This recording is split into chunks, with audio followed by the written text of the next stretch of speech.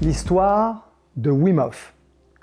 Souvent surnommé l'homme de glace, son histoire commence de manière humble, au cœur d'une famille pauvre mais heureuse aux Pays-Bas. Wim vivait avec son épouse et leurs 4 jeunes enfants. Bien qu'ils aient eu peu de biens matériels, ils étaient riches en amour.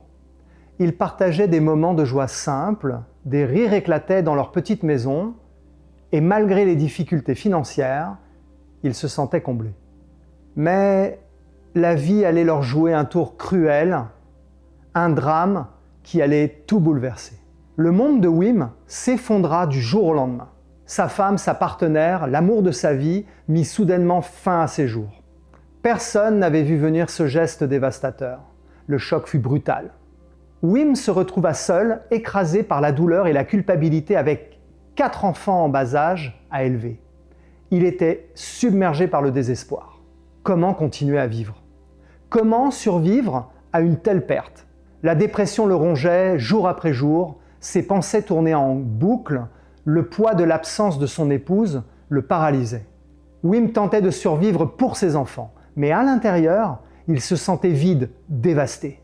Le vide s'installait en lui, l'étouffait, il ne trouvait aucun répit. Il errait cherchant un sens à sa vie, un moyen de se libérer de cette douleur insupportable. Un matin, alors qu'il se promenait sans but dans un parc près de chez lui, il fut soudain attiré par l'eau glaciale d'un étang. Quelque chose en lui l'appelait. C'était comme si la nature elle-même lui offrait une porte de sortie, une échappatoire. Dans un acte presque instinctif, il s'immergea dans l'eau froide. Le choc du froid était intense. Mais à ce moment-là, quelque chose d'extraordinaire se produisit. Son esprit, qui était en proie à un tourbillon d'émotions et de souffrances, se calma. Le froid apaisa ses pensées, apaisa sa douleur. Pour la première fois depuis des mois, il sentit un semblant de paix intérieure. Wim réalisa que cette immersion dans l'eau froide lui avait fait un bien fou. Le froid n'était pas seulement physique, il touchait son esprit, son âme. Alors, il décida d'y retourner le lendemain, et puis le jour suivant, encore et encore. À chaque immersion, il sentait que son esprit devenait plus clair, la culpabilité et la douleur se faisaient moins oppressantes. Le froid lui redonnait un sentiment de contrôle, une sérénité qu'il croyait perdue à jamais. Mais ce n'était pas seulement le froid. Wim expérimentait aussi des techniques de respiration, des méthodes qui lui permettaient de mieux gérer le froid et de réguler ses émotions. Jour après jour, il perfectionnait sa méthode. L'exposition au froid et la respiration devinrent ses outils de transformation. Peu à peu, il sentit qu'il était en train de renaître. Il n'était plus l'homme brisé et englouti par la dépression. Il retrouvait une nouvelle force, un calme intérieur qu'il n'avait jamais connu auparavant. Cependant, il n'était pas encore sorti d'affaire. En partageant ce qu'il avait découvert, Wim fut la cible des railleries et de moqueries. Les gens le prenaient pour un charlatan. Les scientifiques le ridiculisaient. Comment un simple homme pouvait-il prétendre que l'exposition au froid et la respiration pouvaient soigner l'esprit et le corps? Ils se moquaient de lui, le traitant d'imposteur, refusant d'accorder le moindre crédit à ce qu'il essayait de montrer au monde. Mais Wim était déterminé. Il savait que ce qu'il avait découvert pouvait sauver des vies et transformer des existences, tout comme cela avait transformé la sienne. Alors il décida de prendre un chemin différent pour prouver au monde ce dont il était capable.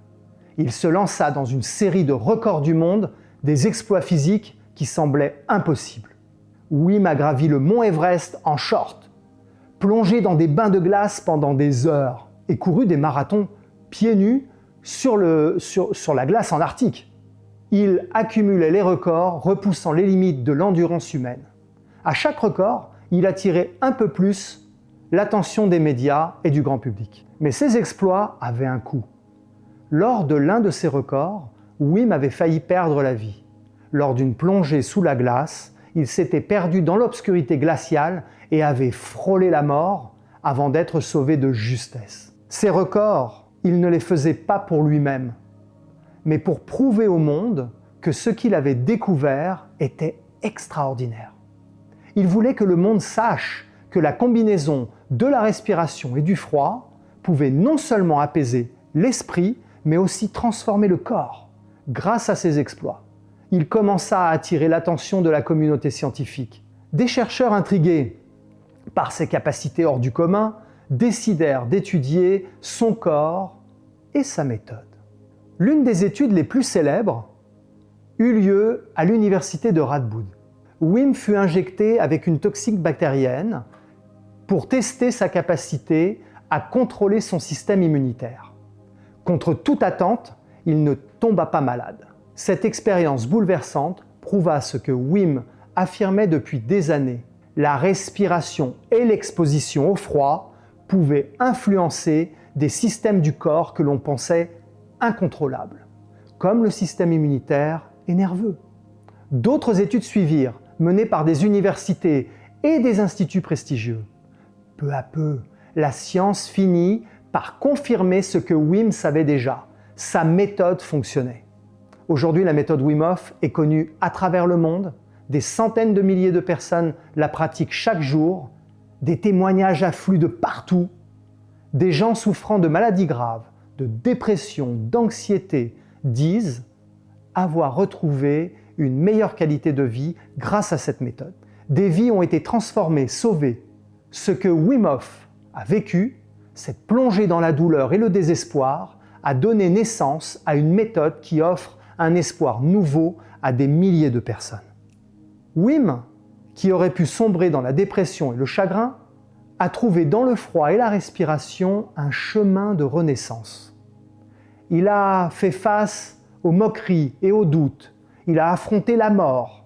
Tout cela pour prouver au monde que nous avons tous le pouvoir de reprendre le contrôle de notre esprit et de notre corps. Et aujourd'hui, ce qui avait commencé comme un moyen pour lui de survivre à sa propre douleur est devenu une méthode suivie par des gens à travers le monde. Une méthode qui ne cesse de changer des vies, tout comme elle a changé la sienne, mais aussi la mienne. Formé par Wim Hof et étant instructeur certifié de sa méthode, j'ai utilisé cette expertise comme atout pour développer et améliorer la méthode O2CO2.